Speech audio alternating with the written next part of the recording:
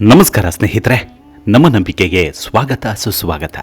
ಸ್ನೇಹಿತರೆ, ಮಹಾಭಾರತ ಅಂದಾಕ್ಷಣ ಸಾವಿರಾರು ವರ್ಷಗಳಿಂದ ಒಂದು ಪ್ರಶ್ನೆ ಮಾನವನ ಮನಸ್ಸನ್ನ ಕಾಡುತ್ತಲೇ ಇದೆ. ಅದು ನಿಜವಾಗಿಯೂ ಶ್ರೀಕೃಷ್ಣ ನೋಡೋದಕ್ಕೆ ಹೇಗಿದ್ದ? ನಾವು ದೇವಸ್ಥಾನಗಳಲ್ಲಿ ನೋಡುವ ಚಿತ್ರಗಳಲ್ಲಿರುವಂತೆ ನೀಲಿ ಬಣ್ಣದವನಾಗಿದ್ದನ? ತಲೆಯ ಮೇಲೆ ನವಿಲುಗರಿ, ಕೈಯಲ್ಲಿ ಕೊಳಲು ಹಿಡಿದುಕೊಂಡಿದ್ದ ಆ ದಿವ್ಯ ರೂಪವೇ ಕೃಷ್ಣನ ನಿಜವಾದ ರೂಪವಾಗಿದ್ದ? ಅಥವಾ ಕಾಲಕ್ರಮೇಣ ಕಲಾವಿದರ ಕಲ್ಪನೆಗಳಿಂದ ರೂಪುಗೊಂಡ ಚಿತ್ರಣವ? ಮನಸ್ಸಿನಲ್ಲಿ ಒಮ್ಮೆ ಕಲ್ಪಿಸಿಕೊಳ್ಳಿ, ನೀವು ಗೋಕುಲದ ಒಂದು ಪುಟ್ಟ ಬೀದಿಯಲ್ಲಿ ನಿಂತಿದ್ದೀರಿ. ದೂರದಿಂದ ಕೊಳಲಿನ ಮಧುರ ನಾದ ಕೇಳಿಸ್ತಿದೆ. ಆ ಧ್ವನಿಯನ್ನ ಕೇಳಿ ಪಕ್ಷಿಗಳು ಹಾರುವುದನ್ನೇ ಮರೆತಿವೆ, ಗೋವುಗಳು ಮೇಯುವುದನ್ನೇ ನಿಲ್ಲಿಸಿವೆ. ಗೋಪಿಕೆಯರು ತಮ್ಮ ಕೆಲಸಗಳನ್ನ ಬಿಟ್ಟು ಆ ದಿಕ್ಕಿನತ್ತಲೇ ಓಡಾಡುತ್ತಿದ್ದಾರೆ. ಯಾಕಂದ್ರೆ ಆ ದಾರಿಯಲ್ಲಿ ಬರುತ್ತಿದ್ದಾನೆ ಒಬ್ಬ ಯುವಕ. ಅವನ ಮುಖದಲ್ಲಿ ವರ್ಣಿಸಲಾಗದ ನಗು, ಅವನ ಕಣ್ಣುಗಳಲ್ಲಿ ಅಪಾರ ಕರುಣೆ, ಅವನ ಸುತ್ತಲೂ ದಿವ್ಯ ಪ್ರಕಾಶ. ಅವನನ್ನ ಒಮ್ಮೆ ನೋಡಿದವರು ಮತ್ತೆಂದೂ ಮರೆಯಲಾರರು ಎಂದು ಪುರಾಣಗಳು ಹೇಳ್ತಾವೆ. ಹಾಗಾದ್ರೆ ಆ ದೈವಿಕ ವ್ಯಕ್ತಿ ನಿಜವಾಗೂ ಹೇಗಿದ್ದ? ಕೃಷ್ಣನ ದೇಹದ ಬಣ್ಣ ಹೇಗಿತ್ತು? ಅವನು ಧರಿಸುತ್ತಿದ್ದ ವೇಷಭೂಷಣ ಯಾವುದು? ಕೃಷ್ಣನ ಸೌಂದರ್ಯಕ್ಕೆ ದೇವತೆಗಳೇ ಮಾರುಹೋದರು ಎನ್ನುವುದರ ಹಿಂದಿನ ರಹಸ್ಯವೇನು? ಬನ್ನಿ, ಹಾಗಿದ್ರೆ ಪುರಾಣಗಳು, ಮಹಾಭಾರತ ಮತ್ತು ಭಾಗವತದ ಕಥಾಹಂದರವನ್ನು ತೆರೆದು ಸಾವಿರಾರು ವರ್ಷಗಳ ಹಿಂದಿನ ಕಾಲಕ್ಕೆ ಪ್ರಯಾಣ ಮಾಡೋಣ. ಅದಕ್ಕೂ ಮುನ್ನ ನಮ್ಮ ನಂಬಿಕೆಗೆ ಬೆಂಬಲಿಸೋದನ್ನ ಮಾತ್ರ ಮರಿಬೇಡಿ. ಎಲ್ಲ ವಿಧದ ತ್ವಚೆಯ ಸಮಸ್ಯೆಗಳಿಗೆ ಧೀಮಹಿ ಪ್ರಾಡಕ್ಟ್ ರಾಮಬಾಣದಂತೆ ಕೆಲಸ ಮಾಡುತ್ತೆ. ಕೇವಲ 3 ದಿನದಲ್ಲೇ ವ್ಯತ್ಯಾಸ ನೋಡ್ತೀರಾ. ಯಾವುದೇ ಅಡ್ಡ ಪರಿಣಾಮಗಳಿಲ್ಲ. ಕೆಮಿಕಲ್ ರಹಿತವಾದ 16 ನೈಸರ್ಗಿಕ ಪದಾರ್ಥಗಳ ಮಿಶ್ರಣದಿಂದ ತಯಾರಾದ 100% ಆರ್ಗ್ಯಾನಿಕ್ ಧೀಮಹಿ ಪ್ರಾಡಕ್ಟ್. ಹೆಚ್ಚಿನ ಮಾಹಿತಿಗಾಗಿ ಕೆಳಕಂಡ ದೂರವಾಣಿಗೆ ಸಂಪರ್ಕಿಸಿ.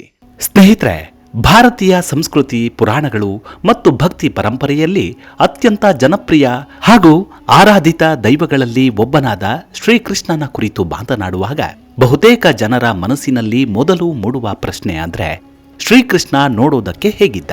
ಅವನ ರೂಪ ಹೇಗಿತ್ತು? ಅವನು ಯಾವ ರೀತಿಯ ವೇಷಭೂಷಣ ಧರಿಸುತ್ತಿದ್ದ ಎಂಬುದು. ಪುರಾಣಗಳು, ಭಾಗವತ, ಮಹಾಭಾರತ ಹಾಗೂ ಭಕ್ತ ಕವಿಗಳ ವರ್ಣನೆಗಳ ಆಧಾರದ ಮೇಲೆ ಶ್ರೀಕೃಷ್ಣನ ದೇಹ ಸೌಂದರ್ಯ, ಅವನ ಉಡುಪು, ಆಭರಣಗಳು, ಕಿರೀಟ, ನವಿಲುಗರಿ, ಕೊಳಲು ಹಾಗೂ ಅವನ ದೈವಿಕ ವ್ಯಕ್ತಿತ್ವದ ಕುರಿತು ನೋಡೋದಾದ್ರೆ, ಶ್ರೀಕೃಷ್ಣನ ರೂಪವನ್ನ ಸಾಮಾನ್ಯ ಮನುಷ್ಯನ ಸೌಂದರ್ಯದೊಂದಿಗೆ ಹೋಲಿಸುವುದು ಸಾಧ್ಯವಿಲ್ಲ ಎಂದು ಪುರಾಣಗಳು ಹೇಳ್ತಾವೆ. ಕೃಷ್ಣನ ಸೌಂದರ್ಯ ಅಪರೂಪವಾಗಿತ್ತು ಎಂಬುದನ್ನು ವರ್ಣಿಸಲು ಅನೇಕ ಕವಿಗಳು, ಋಷಿಗಳು ಮತ್ತು ಭಕ್ತರು ಸಾವಿರಾರು ವರ್ಷಗಳಿಂದಲೂ ಪ್ರಯತ್ನಿಸುತ್ತಲೇ ಇದ್ದಾರೆ.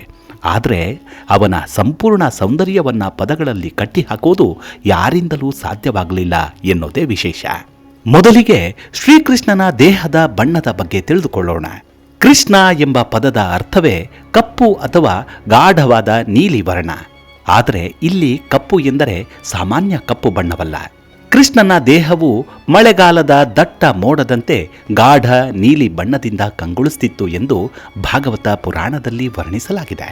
ಮಳೆ ಸುರಿಸಲು ಸಿದ್ಧವಾಗಿರುವ ಕಪ್ಪು ನೀಲಿ ಮೋಡಗಳು ಹೇಗೆ ಆಕರ್ಷಕವಾಗಿ ಕಾಣುತ್ತವೆಯೋ ಅದೇ ರೀತಿಯಲ್ಲಿ ಕೃಷ್ಣನ ದೇಹದ ಕಾಂತಿ ಎಲ್ಲರನ್ನೂ ಸೆಳೆಯುತ್ತಲಿತ್ತು. ಅವನ ಮುಖವು ಪೂರ್ಣ ಚಂದ್ರನಂತೆ ಪ್ರಕಾಶಮಾನವಾಗಿತ್ತು ಎಂದು ವರ್ಣಿಸಲಾಗಿದೆ. ಅಲ್ಲದೆ ಅವನ ಕಣ್ಣುಗಳು ವಿಶಾಲವಾಗಿದ್ದು ಕಮಲದ ಹೂವಿನ ದಳಗಳಂತೆ ಸುಂದರವಾಗಿದ್ದವು. ಅವನ ಕಣ್ಣುಗಳಲ್ಲಿ ಪ್ರೀತಿ, ಕರುಣೆ, ಶಾಂತಿ ಮತ್ತು ದೈವಿಕ ಆಕರ್ಷಣೆ ತುಂಬಿಕೊಂಡಿತ್ತು. ಯಾರು ಅವನ ಕಣ್ಣುಗಳನ್ನು ಒಮ್ಮೆ ನೋಡಿದರೂ ಅವರ ಮನಸ್ಸು ಅವನ ಕಡೆ ಸೆಳೆಯಲ್ಪಡ್ತಿತ್ತು ಎಂದು ಪುರಾಣಗಳು ವಿವರಿಸುತ್ತವೆ. ಅವನ ಮೂಗು ನೇರವಾಗಿ, ಸಮತೋಲನದಿಂದ ಮತ್ತು ಆಕರ್ಷಕವಾಗಿತ್ತು. ಅವನ ತುಟಿಗಳು ಕೆಂಪು ಕಮಲದ ದಳಗಳಂತೆ ಹೊಳೆಯುತ್ತಿದ್ದು ಅವನು ನಕ್ಕಾಗ ಸುತ್ತಮುತ್ತಲಿನ ಎಲ್ಲರ ಮನಸ್ಸು ಅರಳುತ್ತಿತ್ತು. ಕೃಷ್ಣನ ಹಲ್ಲುಗಳು ಮುತ್ತಿನಂತೆ ಬಿಳಿಯಾಗಿ ಹೊಳೆಯುತ್ತಿದ್ದವು. ಅವನ ಕೂದಲುಗಳು ಅತ್ಯಂತ ಆಕರ್ಷಕವಾಗಿದ್ದವು. ಅವು ಕಪ್ಪು ಮೋಡಗಳಂತೆ ಕಾಣುತ್ತಿದ್ದವಂತೆ. ಆ ಕೂದಲಿನ ಮೇಲೆ ಅವನು ಧರಿಸುತ್ತಿದ್ದ ನವಿಲುಗರಿ ಅವನ ಸೌಂದರ್ಯವನ್ನ ಮತ್ತಷ್ಟು ಹೆಚ್ಚಿಸುತ್ತಿತ್ತು. ಪುರಾಣಗಳ ಪ್ರಕಾರ ಕೃಷ್ಣನು ಸಮತೋಲನಯುತ, ಬಲಿಷ್ಠ ಮತ್ತು ಆಕರ್ಷಕ ದೇಹವನ್ನು ಹೊಂದಿದ್ದ. ಅವನ ಭುಜಗಳು ವಿಶಾಲವಾಗಿದ್ದವು, ಎದೆ ಬಲಿಷ್ಠವಾಗಿತ್ತು, ಸೊಂಟ ಸೊಗಸಾಗಿತ್ತು. ಅವನ ನಡೆಯು ಗಜಗಾಮಿನಿಯಂತೆ ಗಂಭೀರವಾಗಿದ್ದು ಅವನ ನಿಲುವು ರಾಜಸಿಕವಾಗಿ ಕಾಣ್ತಿತ್ತು. ಕೃಷ್ಣನು ಗೋಕುಲದಲ್ಲಿ ಗೋವುಗಳನ್ನು ಮೇಯಿಸುತ್ತಿದ್ದಾಗ ಸಾಮಾನ್ಯ ಗೋಪಾಲಕನಂತೆ ಕಾಣುತ್ತಿದ್ದರೂ ಅವನ ದೇಹದಿಂದ ಹೊರ ಹೊಮ್ಮುತ್ತಿದ್ದ ದೈವಿಕ ಕಾಂತಿ ಅವನನ್ನ ಇತರರಿಂದ ವಿಭಿನ್ನನನ್ನಾಗಿಸುತ್ತಿತ್ತು. ಶ್ರೀಕೃಷ್ಣನ ವೇಷಭೂಷಣದಲ್ಲಿ ಅತ್ಯಂತ ಪ್ರಮುಖವಾದದ್ದು ಅಂದರೆ ಪೀತಾಂಬರ. ಪೀತಾಂಬರ ಎಂದರೆ ಹಳದಿ ಬಣ್ಣದ ರೇಷ್ಮೆ ವಸ್ತ್ರ. ಭಾಗವತ ಪುರಾಣದಲ್ಲಿ ಕೃಷ್ಣನು ಹೆಚ್ಚಾಗಿ ಹಳದಿ ಬಣ್ಣದ ವಸ್ತ್ರ ಧರಿಸುತ್ತಿದ್ದನೆಂದು ಹೇಳಲಾಗಿದೆ. ಅವನ ನೀಲಿ ವರ್ಣದ ದೇಹದ ಮೇಲೆ ಹಳದಿ ಬಣ್ಣದ ಪೀತಾಂಬರ ಅತ್ಯಂತ ಸುಂದರವಾಗಿ ಕಾಣ್ತಿತ್ತು. ನೀಲಿ ಆಕಾಶದಲ್ಲಿ ಹೊಳೆಯುವ ಸೂರ್ಯನ ಕಿರಣಗಳಂತೆ ಆ ಬಣ್ಣಗಳ ಸಂಯೋಜನೆ ದೈವಿಕವಾಗಿ ಕಾಣ್ತಿತ್ತು. ಕೃಷ್ಣನು ಸಾಮಾನ್ಯವಾಗಿ ಸೊಂಟದ ಸುತ್ತಲೂ ಪೀತಾಂಬರವನ್ನ ಧರಿಸುತ್ತಿದ್ದ. ಕೆಲವೊಮ್ಮೆ ಅದರ ಮೇಲೊಂದು ಮೇಲಂಗಿಯನ್ನ ಧರಿಸುತ್ತಿದ್ದನಂತೆ. ರಾಜ ಮನೆತನದಲ್ಲಿ ಅಥವಾ ವಿಶೇಷ ಸಂದರ್ಭಗಳಲ್ಲಿ ಅವನ ವಸ್ತ್ರಗಳು ಮತ್ತಷ್ಟು ವೈಭವಶಾಲಿಯಾಗಿರ್ತವೆ ಎಂದು ಮಹಾಭಾರತದಲ್ಲಿ ಉಲ್ಲೇಖಿಸಲಾಗಿದೆ. ಕೃಷ್ಣನ ಕಿರೀಟವು ಅವನ ವೇಷಭೂಷಣದ ಪ್ರಮುಖ ಭಾಗವಾಗಿತ್ತು. ರಾಜನಾಗಿ, ಯಾದವ ವಂಶದ ನಾಯಕನಾಗಿ ಮತ್ತು ದ್ವಾರಕೆಯ ಅಧಿಪತಿಯಾಗಿ ಕೃಷ್ಣನು ಅಮೂಲ್ಯ ರತ್ನಗಳಿಂದ ಅಲಂಕರಿಸಲ್ಪಟ್ಟ ಕಿರೀಟವನ್ನು ಧರಿಸುತ್ತಿದ್ದ. ಆದರೆ ಕೃಷ್ಣನನ್ನ ನೆನಪಿಸಿದಾಗ ಎಲ್ಲರ ಕಣ್ಣೆದುರು ಮೂಡುವುದು ಕಿರೀಟವಲ್ಲ, ಅದರ ಮೇಲಿರುವ ನವಿಲುಗರಿ.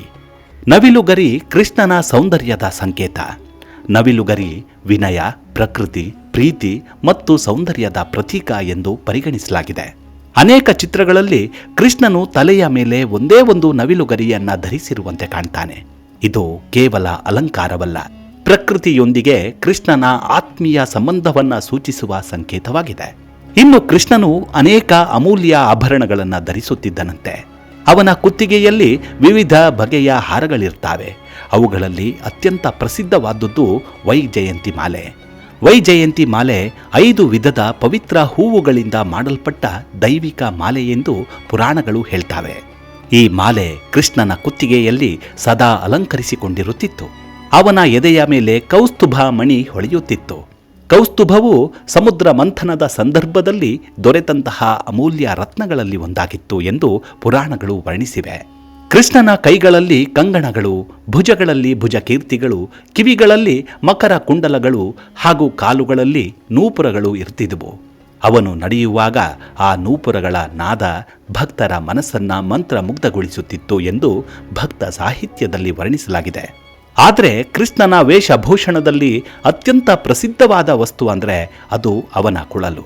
ಕೃಷ್ಣ ಮತ್ತು ಕೊಳಲು ಒಂದಕ್ಕೊಂದು ಬೇರ್ಪಡಿಸಲಾಗದಷ್ಟು ನಿಕಟವಾಗಿವೆ. ಕೃಷ್ಣನು ಕೊಳಲು ಊದಿದಾಗ ಕೇವಲ ಮನುಷ್ಯರಷ್ಟೇ ಅಲ್ಲ, ಗೋವುಗಳು, ಪಕ್ಷಿಗಳು, ಪ್ರಾಣಿಗಳು, ಮರಗಳು ಮತ್ತು ನದಿಗಳು ಕೂಡ ಅವನ ಸಂಗೀತಕ್ಕೆ ಮಾರು ಹೋಗ್ತಿದ್ವು ಎಂದು ಭಾಗವತದಲ್ಲಿ ವಿವರಿಸಲಾಗಿದೆ.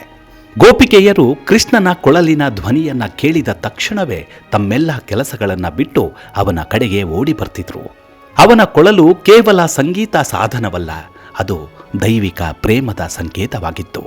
ಇನ್ನು ಬಾಲಕನಾಗಿದ್ದ ಶ್ರೀಕೃಷ್ಣ ಹೇಗಿದ್ದ ಅನ್ನೋದನ್ನ ನೋಡೋದಾದ್ರೆ, ಬಾಲಕೃಷ್ಣನು ಅತ್ಯಂತ ಚಂಚಲ, ನಗುಮುಖದ ಮತ್ತು ಆಕರ್ಷಕ ಬಾಲಕನಾಗಿದ್ದ. ಅವನ ಮುಖದಲ್ಲಿ ಸದಾ ನಗು ಇರುತ್ತಿತ್ತು.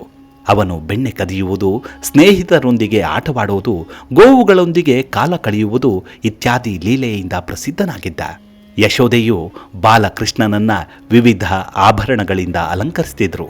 ಸಣ್ಣ ಕಿರೀಟ, ಚಿನ್ನದ ಸರಗಳು, ಕಿವಿಯೋಲೆಗಳು ಮತ್ತು ಕಾಲಿನ ನೂಪುರಗಳು ಅವನ ಬಾಲರೂಪದ ಸೌಂದರ್ಯವನ್ನ ಮತ್ತಷ್ಟು ಹೆಚ್ಚಿಸುತ್ತಿದ್ವು. ಯೌವನಕ್ಕೆ ಬಂದ ನಂತರ ಕೃಷ್ಣನ ಸೌಂದರ್ಯ ಮತ್ತಷ್ಟು ದಿವ್ಯವಾಗಿತ್ತು ಎಂದು ಪುರಾಣಗಳು ಹೇಳ್ತಾವೆ. ಗೋಪಿಕೆಯರು ಅವನ ರೂಪಕ್ಕೆ ಮೋಹಿತರಾಗಿದ್ರು. ಆದರೆ ಅದು ಕೇವಲ ದೈಹಿಕ ಆಕರ್ಷಣೆಯಲ್ಲ, ಅವನ ದೈವಿಕ ವ್ಯಕ್ತಿತ್ವ, ಪ್ರೀತಿ ಮತ್ತು ಕರುಣೆಯೂ ಅವರ ಮನಸ್ಸನ್ನು ಸೆಳೆಯುತ್ತಿತ್ತು. ಮಹಾಭಾರತದ ಕಾಲದಲ್ಲಿ ಕೃಷ್ಣನು ರಾಜನಾಗಿ, ಯೋಧನಾಗಿ, ರಾಜತಾಂತ್ರಿಕನಾಗಿ ಮತ್ತು ಮಾರ್ಗದರ್ಶಕನಾಗಿ ಕಾಣ್ತಾನೆ.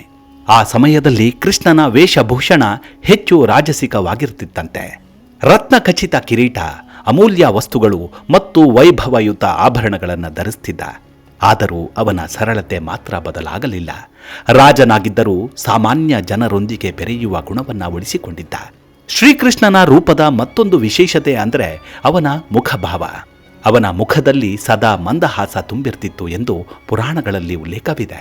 ಯುದ್ಧ ಭೂಮಿಯಲ್ಲಿಯೂ ಕೂಡ ಕೃಷ್ಣನು ಆತ್ಮವಿಶ್ವಾಸ ಮತ್ತು ಶಾಂತಿಯನ್ನ ಕಳೆದುಕೊಳ್ಳಲಿಲ್ಲ. ಕುರುಕ್ಷೇತ್ರ ಯುದ್ಧದ ಸಂದರ್ಭದಲ್ಲಿಯೂ ಅರ್ಜುನನಿಗೆ ಗೀತೋಪದೇಶ ನೀಡುವಾಗಲೂ ಅವನ ಮುಖದಲ್ಲಿ ದೈವಿಕ ಶಾಂತಿ ಮತ್ತು ಜ್ಞಾನವು ಕಂಗೊಳಿಸುತ್ತಿತ್ತು. ಭಕ್ತರು ಹೇಳೋ ಪ್ರಕಾರ ಕೃಷ್ಣನ ಸೌಂದರ್ಯ ಕೇವಲ ದೇಹದಲ್ಲಿರಲಿಲ್ಲ, ಅವನ ವ್ಯಕ್ತಿತ್ವವೇ ಅವನ ನಿಜವಾದ ಸೌಂದರ್ಯವಾಗಿತ್ತು. ಕೃಷ್ಣನ ಕರುಣೆ, ಸ್ನೇಹ, ಪ್ರೀತಿ, ಧರ್ಮನಿಷ್ಠೆ, ಜ್ಞಾನ ಮತ್ತು ಧೈರ್ಯ ಇವೆಲ್ಲವೂ ಅವನ ರೂಪವನ್ನು ಮತ್ತಷ್ಟು ದಿವ್ಯವಾಗಿಸುತ್ತಿದ್ದವು. ಇವೆಲ್ಲದರ ಕಾರಣಕ್ಕೆ ಸಾವಿರಾರು ವರ್ಷಗಳ ನಂತರವೂ ಕೃಷ್ಣನ ಚಿತ್ರಗಳು, ಮೂರ್ತಿಗಳು ಮತ್ತು ಕಥೆಗಳು ಜನರ ಮನಸ್ಸನ್ನು ಸೆಳೆತಿವೆ. ಇಂದು ನಾವು ದೇವಸ್ಥಾನಗಳಲ್ಲಿ, ಚಿತ್ರಕಲೆಗಳಲ್ಲಿ ಮತ್ತು ಧಾರಾವಾಹಿಗಳಲ್ಲಿ ನೋಡುವ ಕೃಷ್ಣನ ರೂಪವು ಪುರಾಣಗಳಲ್ಲಿ ನೀಡಲಾದ ವರ್ಣನೆಗಳ ಆಧಾರದ ಮೇಲೆ ರೂಪುಗೊಂಡ ಕಲಾತ್ಮಕ ನಿರೂಪಣೆಯಾಗಿದೆ. ನಿಜವಾಗಿ ಕೃಷ್ಣನ ರೂಪ ಎಷ್ಟು ಅದ್ಭುತವಾಗಿತ್ತೆಂಬುದನ್ನು ಸಂಪೂರ್ಣವಾಗಿ ಕಲ್ಪಿಸುವುದೇ ಕಷ್ಟ ಎಂದು ಭಕ್ತರು ಇಂದಿಗೂ ನಂಬ್ತಾರೆ. ಒಟ್ಟಾರೆಯಾಗಿ ಹೇಳೋದಾದರೆ ಕೃಷ್ಣನ ಜ್ಞಾನ, ಧರ್ಮ, ಪ್ರೀತಿ ಮತ್ತು ಮಾನವೀಯತೆ ಅವನನ್ನು ವಿಶ್ವದ ಕೋಟ್ಯಾಂತರ ಜನರ ಹೃದಯಗಳಲ್ಲಿ ಅಮರನನ್ನಾಗಿಸಿದೆ. ಅದಕ್ಕಾಗಿಯೇ ಇಂದಿಗೂ ಕೃಷ್ಣನ ಹೆಸರು ಕೇಳಿದಾಗ ಜನರ ಮನಸ್ಸಿನಲ್ಲಿ ಮೂಡುವ ಚಿತ್ರ ನೀಲಿ ವರ್ಣದ ದೇಹ, ಹಳದಿ ಪಿತಾಂಬರ, ತಲೆಯ ಮೇಲೆ ನವಿಲುಗರಿ ಮತ್ತು ತುಟಿಗಳ ಮೇಲೆ ಕೊಳಲು ಹಿಡಿದ ದಿವ್ಯ ರೂಪವೇ. ಆ ಪರಮಾತ್ಮನ ಆಶೀರ್ವಾದ, ಕೃಪೆ ಸರ್ವರ ಮೇಲಿರಲಿ. ಮುಂದಿನ ಸಂಚಿಕೆಯಲ್ಲಿ ಸಿಗೋಣ. ನಿಮ್ಮ ಆರೋಗ್ಯದ ಕಡೆ ಗಮನವಿರಲಿ. Take care. ನಮಸ್ಕಾರ.